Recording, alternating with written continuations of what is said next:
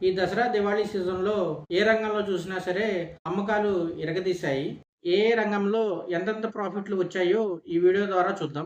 కేంద్ర ఆర్థిక శాఖ వెల్లడించిన సమాచారం ప్రకారం జీఎస్టీ రేట్లు తగ్గించడంతో వినియోగదారుల నైతిక స్థైర్యం పెరిగింది. దీని ప్రభావం వల్ల అమ్మకాలు ఒక్కసారిగా పెరిగాయి. సెప్టెంబర్ 21ని చూస్తే టోటల్‌గా డిజిటల్ చెల్లింపులు 1.18 లక్షల కోట్ల వరకు జరిగాయి. అదే సెప్టెంబర్ 22న 11.31 లక్షల కోట్లకు పెరిగాయి. వాహన రంగంలో మారుతి టోటల్‌గా 50,000 కార్లను విక్రయించింది. హుండాయ్ 14,000 కార్లను విక్రయించి 20% ప్రాఫిట్‌లో నమోదైంది.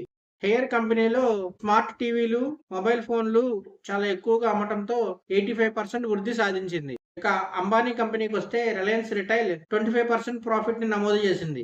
ఇక అమెజాన్ వెబ్సైట్ ని ఈ పండగ సమయంలో 276 కోట్ల మంది సందర్శించారు.